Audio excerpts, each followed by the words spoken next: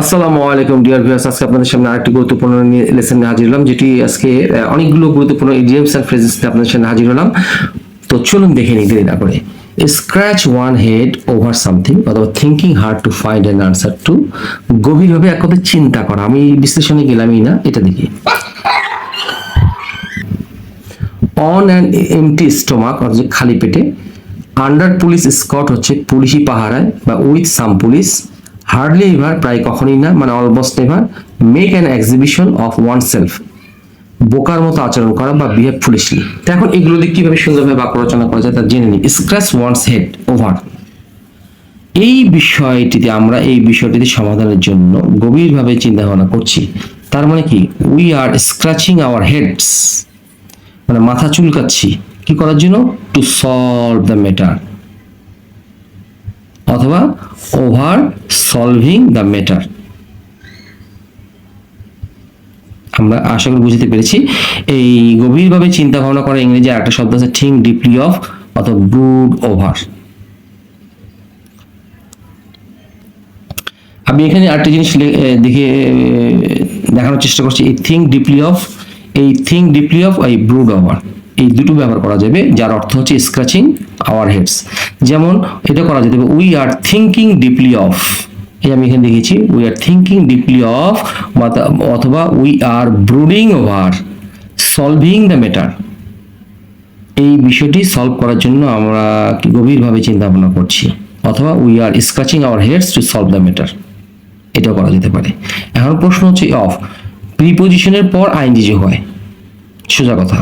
আচ্ছা, এখন দ্বিতীয়টি আসি আমরা। খালি পেটে, অন অ্যান এমটি স্টোমাক, খালি পেটে হাঁটিও না। Don't walk on an empty stomach, খালি পেটে। এই খালি পেটে ইংরেজিটা হচ্ছে don't walk on an empty stomach. আচ্ছা, এখন আসি পুলিশি পাহারায়, উইথ পুলিশ স্কট অথবা উইথ সাম পুলিশ।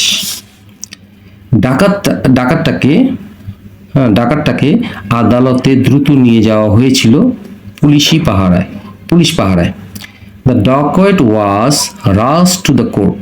আচ্ছা, বি রাশ টু হচ্ছে কোথাও নিয়ে যাওয়া, মনে রাখতে হবে দ্রুত নিয়ে যাওয়া, কাউকে দ্রুত নিয়ে যাওয়া অর্থ হচ্ছে be rushed, RUSHED, be rushed, কাউকে দ্রুত কোথাও নিয়ে যাওয়া। The docket was rushed to the court. কোর্টে নিয়ে যাওয়া হয়েছিল আন্ডার পুলিশ স্কট, পুলিশি পাহারায়। এই পুলিশি পাহারায় নিয়ে যাওয়া হয়েছিল। আচ্ছা, এখন আসি হার্ডলি এভার প্রায় কখনই না, অলমোস্ট নেভার। আমি কখনোই বিকেলে 4টার পূর্বে বাসা থেকে বের হই না। তাহলে I hardly ever go out, যাই কোথা থেকে, বাসা থেকে বের হই before 4 PM in the afternoon, বিকেলে 4টার পূর্বে আমি কখনোই বাসা থেকে বের হই না। অথবা I almost never go out of the house, মানে হয় আর্লি এভার অথবা অলমোস্ট নেভার। তাহলে I almost never go out of the house before 4 PM in the afternoon, মানে বিকেলে 4টার পূর্বে আমি বাসা থেকে কখনো বের হই না। এখন আসি make an exhibition of one self, বোকার মতো আচরণ করা অথবা বিহেভ ফুলিশলি। এখানে তুমি বোকার মতো আচরণ করিও না, তাহলে কি, don't make an exhibition of your self here. এই ওয়ান সেলফ যেখানে থাকে সেখানে বুঝতে হবে এই সেলফ জাতীয় জিনিস বসবে। ডোন্ট মেক, মানে আমি যদি বলি যে give me a glass of water, এখানে বুঝতে হবে আপনাকে বা তোমাকে, ইউ শব্দটা বলছি, সেই জন্য এখানে ইউর সেলফ বসলো। অথবা ডোন্ট বিহেভ ফুলিশলি, যে কোনো একটি করা যেতে পারে। তো আশা করি আপনাদের লেসনটি ভালো লেগে থাকলে অবশ্যই লাইক, শেয়ার, কমেন্টস করবেন, যাতে করে আপনাদের মাধ্যমে এই লেসনটি দ্রুত অন্যদের কাছে পৌঁছায়।